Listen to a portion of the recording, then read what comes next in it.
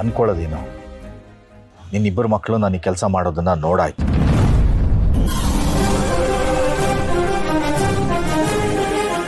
ಏನ್ರಿ ಹೇಳ್ತಾ ಇದ್ದೀರಾ? ಹೌದು ಲಕ್ಷ್ಮಿ, ಹರೀಶ್ನ ಆಫೀಸ್ಗೆ ಫುಡ್ ಡೆಲಿವರಿ ಮಾಡಿ ಬಂದೆ. ಹೌದಾ? ನಿಮ್ಮನ್ನ ನೋಡಿ ಏನಂದ್ರು? ಏನಂತಾರೆ, ಅಪ್ಪ ಇಷ್ಟು ವರ್ಷ ಆದರೂ ದುಡಿತಾ ಇದ್ರೆ ಯಾರಿಗೂ ಹೊರೆ ಆಗಿಲ್ಲ ಅಂತ ಅನ್ಕೊಳ್ಳೋ ಬದಲು ಆ ಸಂತು ದುರಹಂಕಾರದಿಂದ ಬಾಯಿಗೆ ಬಂದಾಗ ಮಾತಾಡ್ದ.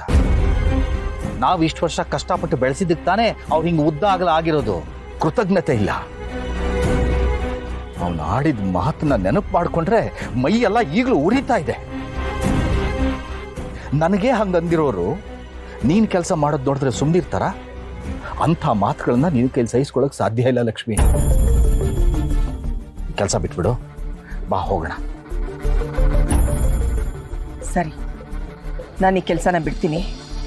ನೀವು ಕೂಡ ಈ ಕೆಲಸನ ಬಿಡಬೇಕು. ಲಕ್ಷ್ಮಿ, ಏನಂತ ಮಾತಾಡ್ತೀಯಾ?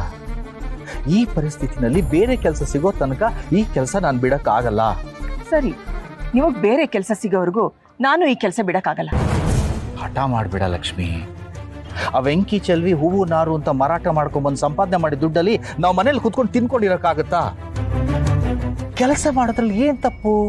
ಶಕ್ತಿ ಇದೆ. ಭಗವಂತ ಎಲ್ಲಿ ತನಕ ಶಕ್ತಿ ಕೊಟ್ಟಿರ್ತಾರೋ ಅಲ್ಲಿ ತನಕ ಮಾಡ್ತೀನಿ. ತಪ್ಪು ಅಂತ ನಾನು ಹೇಳ್ತಾ ಇಲ್ಲ. ಆದ್ರೆ ನೀವು ಬಿಸಿಲಂದೆ, ಮಳೆ ಅಂದೆ, ಟ್ರಾಫಿಕಲ್ಲಿ ಓಡಾಡ್ಕೊಂಡು ಎಲ್ಲಾದ್ರೂ ಬಿದ್ರೆ ನನ್ನ ಕತೆ ಏನಾಗತ್ತೆ ಅಂತ ನೀವು ಯೋಚನೆ ಮಾಡಿದ್ದೀರಾ? ನಿಮ್ಮ ಕೈ ಮುಗಿತೀನ್ರಿ, ಈ ಕೆಲಸ ಬಿಟ್ಬಿಡಿ. ಬೇಡ ಲಕ್ಷ್ಮಿ, ನಾನು ಈ ಕೆಲಸ ಬಿಡಕ್ಕಾಗಲ್ಲ. ಬೇರೆ ಕೆಲಸ ಸಿಗೋ ತನಕ ನಾನು ಈ ಕೆಲಸ ಮಾಡಲೇಬೇಕು. ಅಲ್ಲಿ ತನಕ ಈ ವಿಷಯದ ಬಗ್ಗೆ ನೀನೇನು ಮಾತಾಡ್ತೀನಿ. ಬಾ, ಹತ್ತು ಒಂದೇ ಮನೆಗೆ ಬಿಡ್ತೀನಿ. ಬಾ.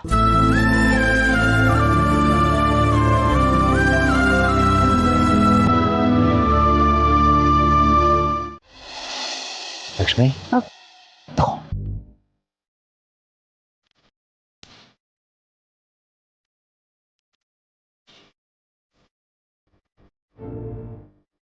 ಲಕ್ಷ್ಮಿ, ನಾನು ಹಾಗೆ ಹೇಳ್ದೆ ಅಂತ ಬೇಜಾರಾಯ್ತಾ?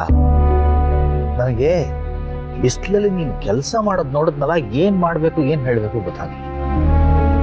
ಭಗವಂತ ಈಗ ಕಷ್ಟ ಕೊಟ್ಟು ನಮ್ಮನ್ನು ಗಟ್ಟಿ ಮಾಡ್ತಾ ಇದೆ ಅಂತ ತಿಳ್ಕೊ ಲಕ್ಷ್ಮಿ. ಇದು ಹೀಗೆ ಇರಲ್ಲ, ಇನ್ನು ಸ್ವಲ್ಪ ದಿನ ಎಲ್ಲ ಸರಿ ಹೋಗುತ್ತೆ. ನಾನು ಆ ನಂಬಿಕೆಲೆ ಬದುಕ್ತಾ ಇದೀನಿ. ಆದ್ರೆ ನಿಮಗೆ ಹೇಗೆ ನಾನು ಕಷ್ಟಪಡೋದನ್ನ ನೋಡೋಕ್ಕಾಗಲ್ವೋ ಹಾಗೆ ನೀವು ಕಷ್ಟಪಡೋದನ್ನು ನಾನು ನೋಡೋಕ್ಕಾಗಲ್ಲ. ನಮಗೆ ಯಾರು ಇಲ್ಲದೆ ಈ ಥರ ಇದ್ದಿದ್ರೆ ಸರಿ ರೀ. ಆದರೆ ಇಬ್ಬರು ಗಂಡು ಮಕ್ಳು ಇದ್ದುಕೊಂಡು ನಮ್ಮನ್ನ ಈ ಸ್ಥಿತಿಗೆ ತಂದ್ಬಿಟ್ರಲ್ಲ ಅಂತ ಮನ್ಸಿಗೆ ತುಂಬ ಬೇಜಾರಾಗುತ್ತೆ. ನೋಡು, ಮಕ್ಕಳ ಬಗ್ಗೆ ಯೋಚನೆ ಮಾಡಬೇಡಿ, ಅವ್ರ ಬಗ್ಗೆ ಮಾತಾಡಬೇಡಿ ಅಂತ ನನಗೆ ಹೇಳ್ತಿರ್ತೀಯ. ಪದೇ ಪದೇ ನೀನೇ ಯೋಚನೆ ಮಾಡಿ. ಅದೇನೋ ಹೇಳ್ತಾರೆ ನೋಡು, ನಡಿವಾಗ ಎಡುವುದೇ ಇದ್ರೆ ಕೂತ್ಕೊಂಡಿರೋರು ಎಡುತ್ತಾರೆ. ನಡಿವಾಗ ಎಡುವುದು ಸಹಜ. ರಸ್ತೆಗೆ ಅಡ್ಡ ಏನು ಬಂತು, ಕಲ್ಲೋ ಮುಳ್ಳೋ ಪಕ್ಕಕ್ಕಿಟ್ಟು ಮುಂದಕ್ಕೆ ಹೋಗ್ತಿರ್ಬೇಕು. ಇವ್ರಿಗೆ ಹೆದರ್ಕೊಂಡು ಜೀವನ ಮಾಡೋದು ನಿಲ್ಸಕ್ಕಾಗತ್ತಾ? ನೀನು ಧೈರ್ಯವಾಗಿರೋ, ನಾನು ಯಾವ ಕಷ್ಟ ಬಂದರೂ ನಿಭಾಯಿಸ್ತೀನಿ.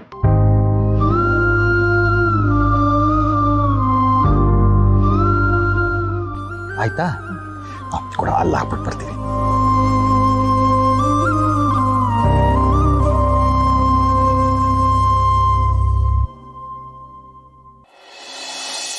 ಲಕ್ಷ್ಮಿ, ಆ ಹೂ ಎಷ್ಟು ಬಾಡೋಗಿದೆ ನೋಡು, ತೆಗಿಯೋದನ್ನ.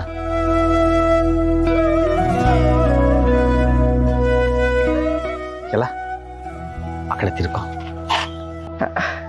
ಏನ್ರಿ, ರೋಡಲ್ಲಿ ಯಾರು ನೋಡಿದ್ರೆ ಏನು ಅನ್ಕೊಂತಾರೆ? ಒಳ್ಳೆ ಜನ ಆಯ್ತಲ್ಲ. ನನ್ನ ಹೆಂಡತಿಗೆ ನಾನು ಹೂ ಮುಡಿಸಿದ್ರೆ ಯಾರೇನು ಅನ್ಕೋತಾರೆ? ನಾವೇನು ಯಾರಿಗಾರು ಬದುಕ್ಬೇಕಾ? ಈ ನಿಮ್ಮ ಪ್ರೀತಿನೇ ರೀ ನನ್ನನ್ನು ಕಟ್ ಹಾಕಿರೋದು. ಅದಕ್ಕೆ ತಾನೇ ನಾನು ನಿನ್ನ ಕಟ್ಕೊಂಡಿರೋದು. ಬಾ, ಮನೆಗೆ ಮಾಡೋಣ.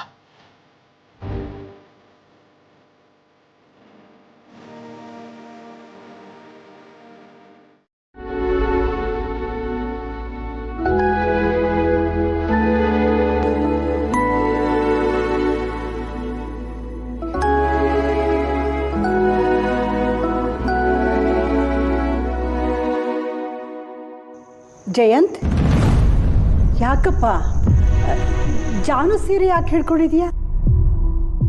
ಶಾಂತಮ್ಮ, ಜಾನಿಯವ್ರಿಗೆ ಈ ಸೀರೆ ತುಂಬ ಇಷ್ಟ ಆಗಿತ್ತು ಅಂತ ಅವ್ರಿಗೆ ಕೊಡಿಸಿದ್ದೆ.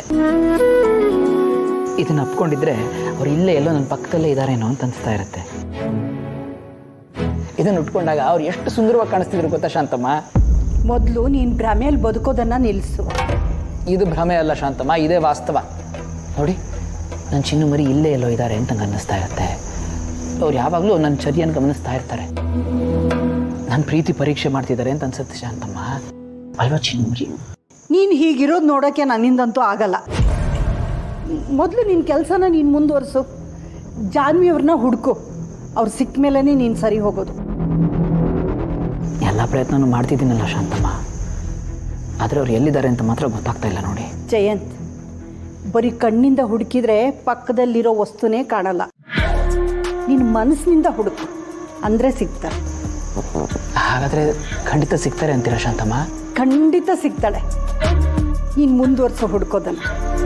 ಸರಿ ಶಾಂತಮ್ಮ, ಈಗಲೇ ಅವ್ರ ಫ್ರೆಂಡ್ಸಿಗೆ ಫೋನ್ ಮಾಡ್ತೀನಿ. Good night Shanthamma. ಸರಿನಪ್ಪ.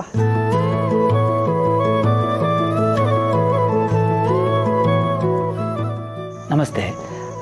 ನಾಳೆ ಬೆಳಗ್ಗೆನೇ ಬೇರೆ ಉಳಿದಿರೋ ಫ್ರೆಂಡ್ಸ್ಗೆಲ್ಲ ಹೋಗಿ ಇನ್ವಿಟೇಷನ್ ಕೊಟ್ಟು ಬಂದುಬಿಡೋಣವಾ? ಶೋರ್. ನೀವು ಬೆಳಗ್ಗೆ ಒಂದು 9-9:30 ಹಾಗೆ ನಮ್ಮ ಮನೆಗೆ ಬಂದುಬಿಡಿ. ಶೋರ್. Thank you.